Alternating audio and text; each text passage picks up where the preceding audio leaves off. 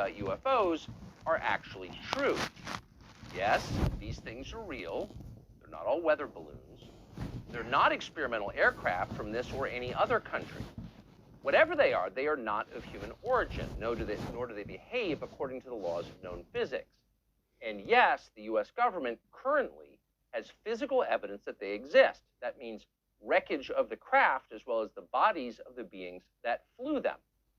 Amazingly, all of this is true.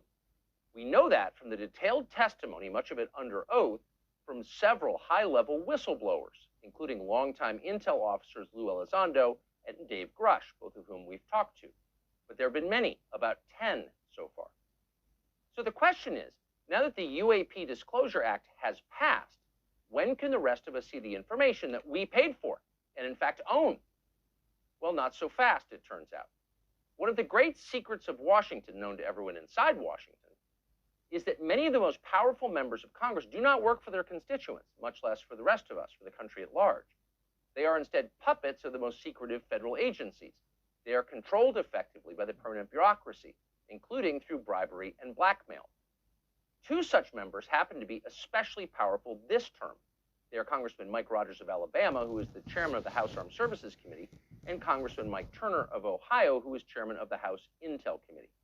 Both of these men have been instructed to violate, in letter and in spirit, federal law, and to hide the truth about UFOs from the American public.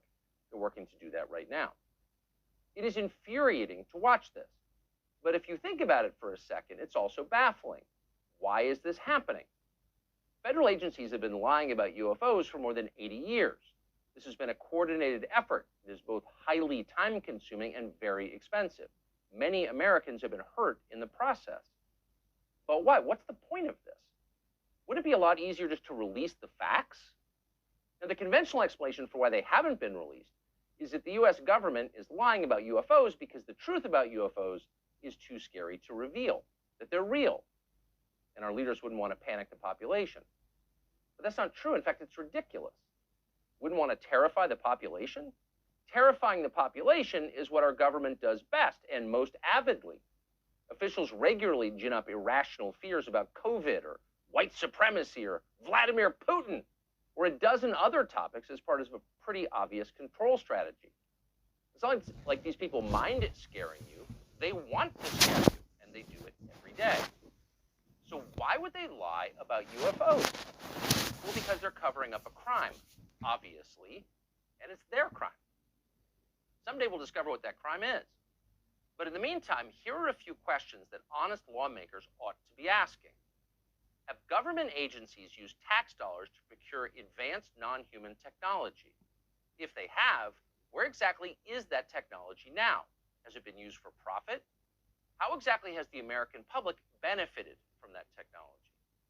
And then this question, the most pressing of all. Has the US government communicated directly with the beings that piloted these craft? Have American officials ever entered into any sort of agreement with them? And if so, what are the terms of that agreement? These are not random questions. They are informed questions. And at this point, Americans have a moral right to know the answers. One member of Congress who might be willing to ask those questions is Congressman Tim Burchett. He's a Republican from Knoxville. Burchett is one of the very few lawmakers in Washington who seems genuinely outraged by the cover-up in progress.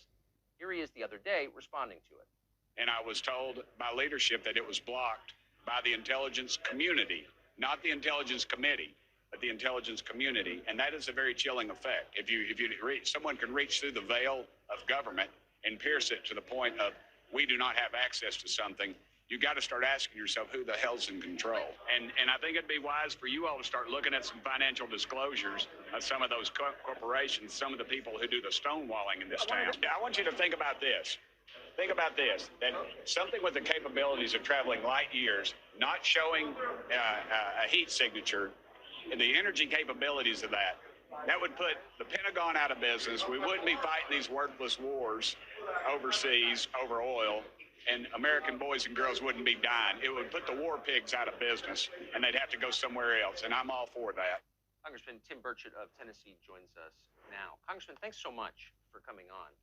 So I think a lot of that clip speaks for itself, but we're saying effectively, as I hear you, if unelected bureaucrats and defense contractors can shut down a federal law, then it's not really a democracy, then is it? No, it's not, and you're correct. They have been able to do that through their power and influence. I'm really struck.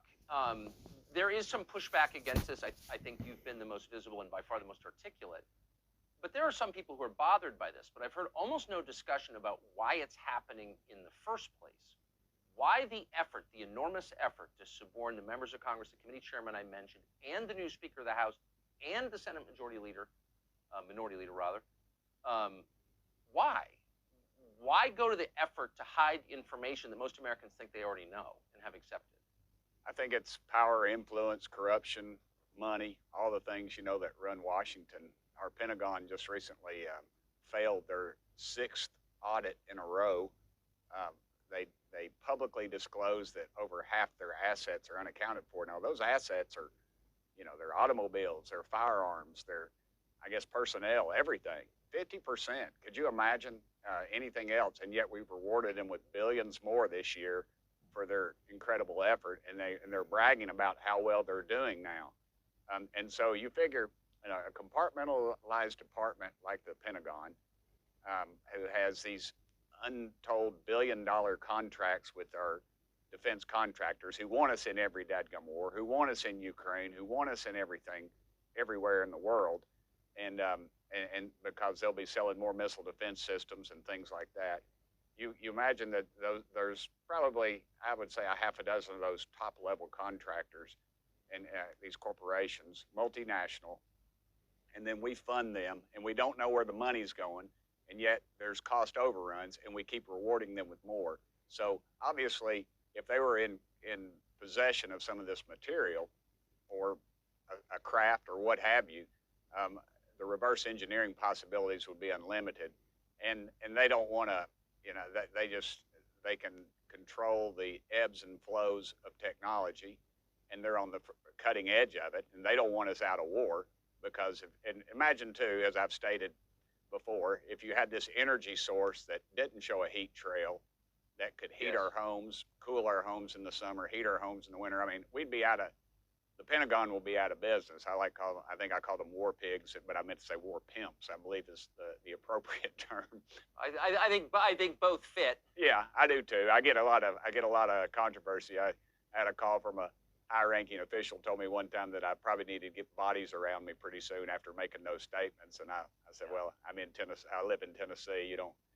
Anybody's out of place there, they'll know it pretty quick. But in all truthfulness, these groups, you know, and they own these politicians, you know, whether through the honeypot or just hiring family members or what have you. And I don't have any firsthand knowledge of that going on with any of those, but that seems to be what's done in the past, and it's all done legally. Most of it is now, and so you've got these situations, and they don't want to change it, and they've got somebody's ear. I had an old-time lobbyist.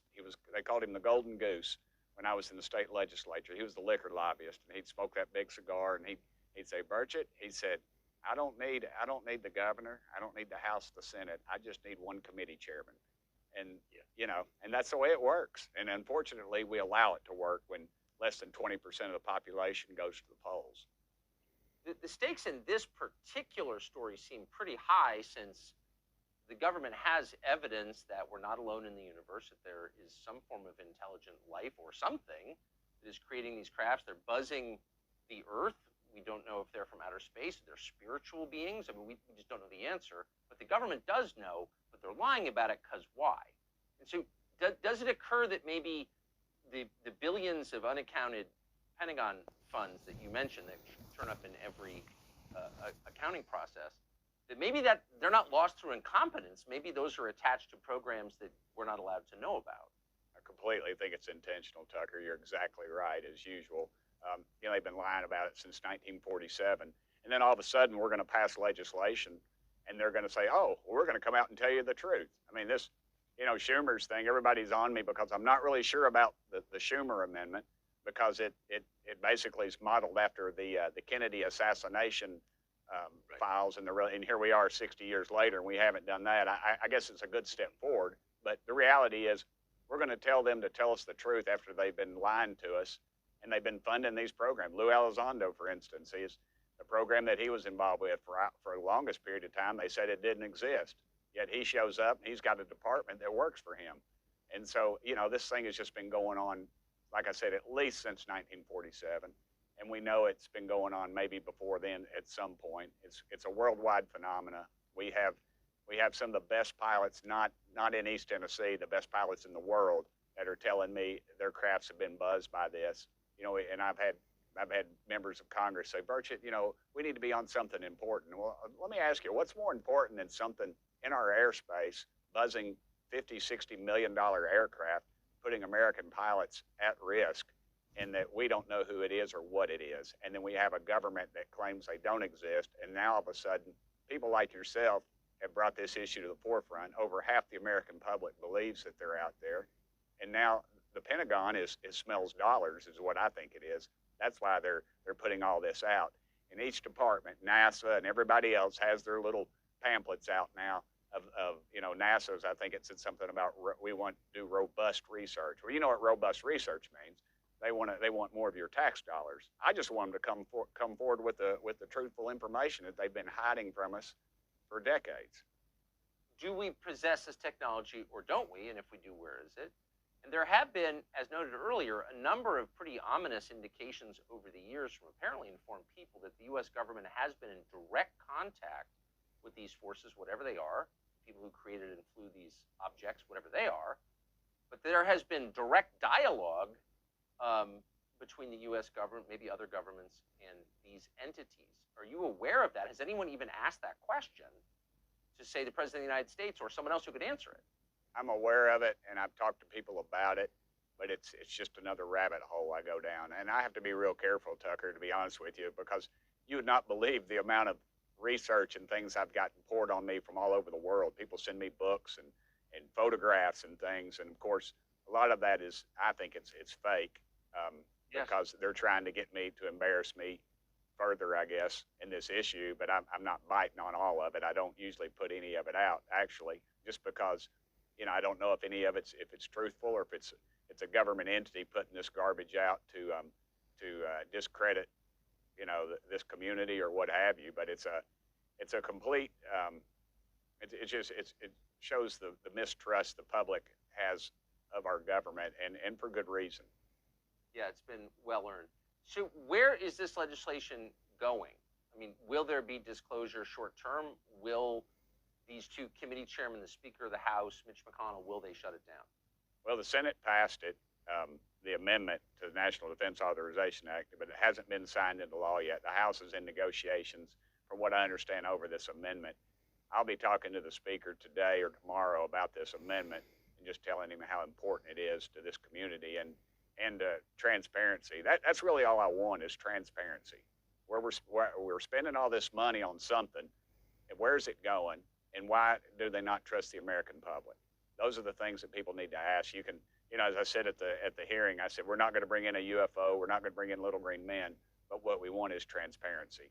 And unfortunately, we don't have much of that in the United States Congress, because they'll, oh, look, there's another shiny object over here. They'll misdirect us over here. They'll misdirect us over there. But I believe this community is very, very in tune to what's going on and the cover-up that's been going on. Yeah. I mean, if this is real, and it clearly is real, 10 people have come forward with security clearances to say, yes, it's real. Well, the interesting thing about that was, you said 10, and that kind of jogged my memory.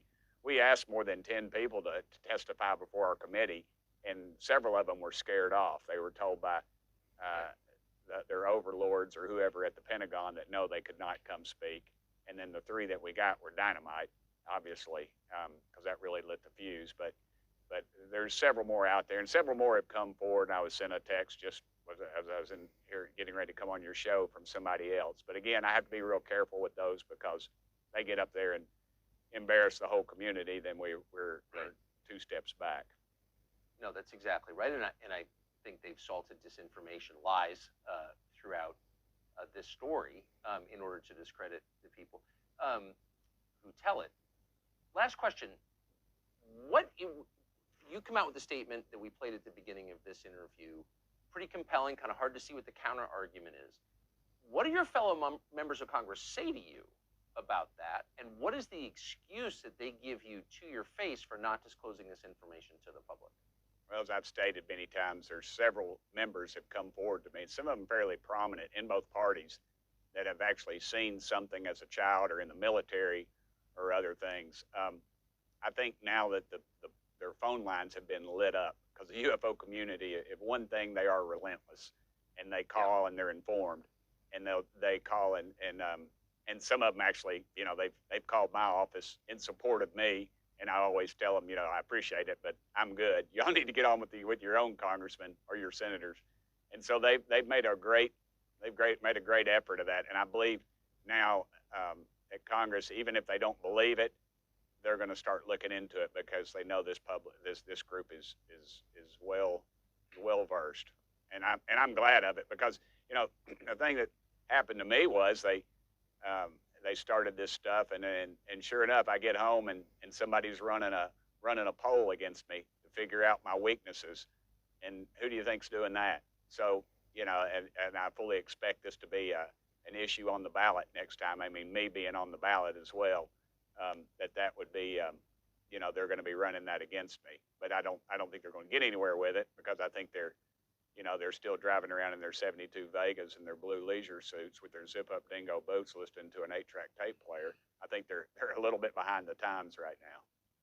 Who do you think? Just I'm interested. Who do you think did that? Who do you think's coming after your seat for your willingness to talk about this? I think it's probably one of three people. You know, I don't know, maybe any of those people that you mentioned, and there's some that there's others too. I mean, you figure they've got unlimited funds, and that's what scares me about the whole thing. They have unlimited funds where they could literally buy a seat in Congress, which I know that'd be naive of me to think that that's never happened in the past, but in Tennessee we are fairly independent people, and that bothers me a great deal. Well, it's just interesting. I mean, that they're willing to go to that effort. You'd think they say, you know, oh, Burchett, he's crazy, he believes in UFOs, but they're very threatened by this, which tells you that they've got something to hide that implicates them. That's what I'm learning. Absolutely. They're threatened because people like Tucker Carlson are adding a air of legitimacy to this thing, and they know that however millions of viewers that you have are watching this, and they're scratching their head, and then they're going home to their barbershops, and some guy who was in the Navy, who was on an aircraft carrier and saw something, and was told by when they got back to port that some men in some suits said, hey, you didn't see anything. This is national security. You ever bring this up, you're going to the federal penitentiary and break rocks for the rest of your life. You know, those stories are coming out daily, and it's happening more and more. And so I think they're taking a step back now. Well, I appreciate your bravery very much, Congressman Tim Burchett of Knoxville, Tennessee. Great to see you. Thank you very much. Thank you, Tucker. It's been a great honor. Thank you, brother.